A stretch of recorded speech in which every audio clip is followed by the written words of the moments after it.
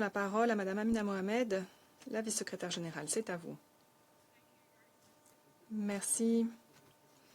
Excellence, Monsieur le représentant permanent de la Somalie auprès des Nations Unies. Excellence, Mesdames et Messieurs les délégués, chers collègues, chers amis. Je remercie le groupe A3+, d'avoir saisi le conseil de cette question. Cette guerre dure depuis 1210 jours, assez longtemps pour que 33 millions de personnes, près de la moitié de la population soudanaise et plus encore, aient besoin d'aide humanitaire pour survivre, assez longtemps pour que la famine s'empare du pays et 4 millions de femmes et d'enfants se trouvent dans une situation de malnutrition aiguë, assez longtemps pour que le Soudan devienne la crise de déplacement la plus importante au monde, assez longtemps pour que le choléra, la rougeole, la dengue et l'hépatite E ravagent des camps où des familles avaient trouvé refuge après 2, 3, 4 déplacements différents, assez longtemps pour que les atrocités de la violence sexuelle soient utilisées encore et encore comme armes contre les femmes et les filles, assez longtemps pour que plus de 17 millions d'enfants soudanais aient besoin d'aide humanitaire, assez longtemps pour que les tueries, les massacres et les violences sexuelles ravagent le pays, les viols en réunion, les enlèvements, les cas de trafic et de recrutement d'enfants. Cette guerre doit cesser sans attendre. Tous ceux qui ont perpétré ces crimes doivent avoir des comptes à rendre et l'état de droit doit régner de nouveau au Soudan. Des États voisins du Soudan continuent de jeter de l'huile sur le feu du conflit et d'autres États, en facilitant le flux d'armes létales. Leurs actions ne font que prolonger les souffrances de la population, de ces mères, de ces jeunes filles, de ces enfants. Ça doit cesser immédiatement. L'ONU doit tout mettre en œuvre pour ramener la paix. Excellences, Mesdames et Messieurs, l'avenir du Soudan est aujourd'hui hypothéqué en raison de la déscolarisation de ces enfants. Aujourd'hui, au moins 8 millions d'enfants en âge d'aller à l'école ne peuvent le faire. Et cela a des conséquences disproportionnées sur les enfants déplacés, notamment ceux qui ont cherché refuge en dehors des frontières du pays.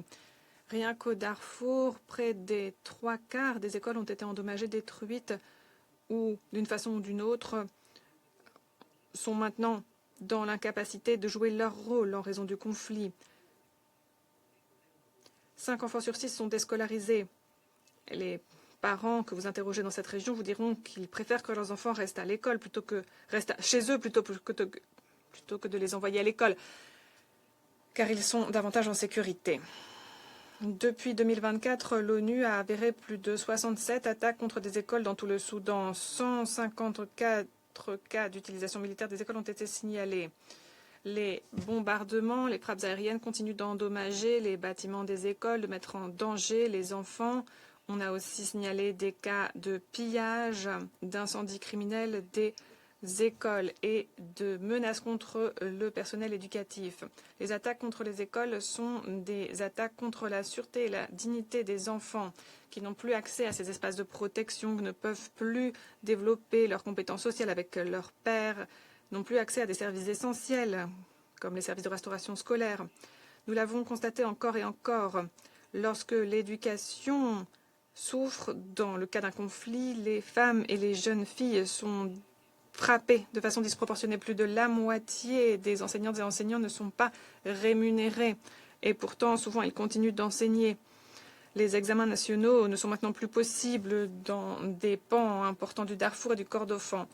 On prévoit des examens parallèles dans 5 États du Darfour, mais on se demande si les certificats ensuite seront bel et bien reconnus. Il est essentiel que tous les enfants, qu'ils soient déplacés ou non, aient accès aux mêmes examens faisant l'objet d'une reconnaissance à l'échelle nationale. Ils doivent avoir accès à la même éducation de qualité. Cela garantit l'équité, cela protège la valeur des qualifications des étudiants. Sans cela, toute une génération quittera les établissements scolaires sans perspective. Ces enfants, ensuite, seront davantage susceptibles au risque d'être recrutés par des groupes armés, risqueront davantage de devenir des enfants soldats. Je pourrais vous lire encore bien des chiffres, Et cela ne vous donnerait pas pleinement l'idée de ce qu'on fait aujourd'hui aux enfants du Soudan, notamment aux filles du Soudan. Cette année, avec nos partenaires, nous avons pourtant permis à plus d'1 million d'enfants de recevoir de nouveau une éducation d'une façon ou d'une autre, mais cela ne suffit pas. Cette guerre, ce sont des hommes qui l'ont commencée, mais ce sont les femmes qui en paient le prix et les enfants qui n'ont pas leur voix au chapitre.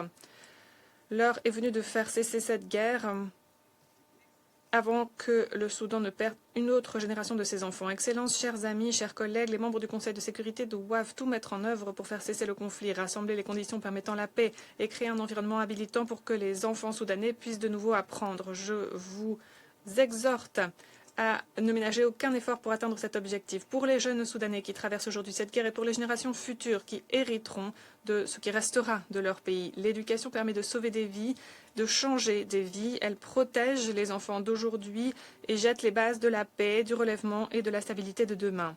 L'éducation, c'est l'espoir d'un avenir qui aujourd'hui semble impossible. Comme à Gaza, les parents savent au Soudan qu'ils ne connaîtront peut-être pas un pays en paix, mais que ce sera peut-être le cas de leurs enfants. Et que, grâce à l'éducation, ils pourront reconstruire leur pays, bâtir la paix et la prospérité pour pouvoir s'y épanouir. Cela fait 1210 jours que les enfants soudanais attendent la fin de cette guerre. Ils ne devraient pas avoir à attendre davantage. Merci. Merci à la vice-secrétaire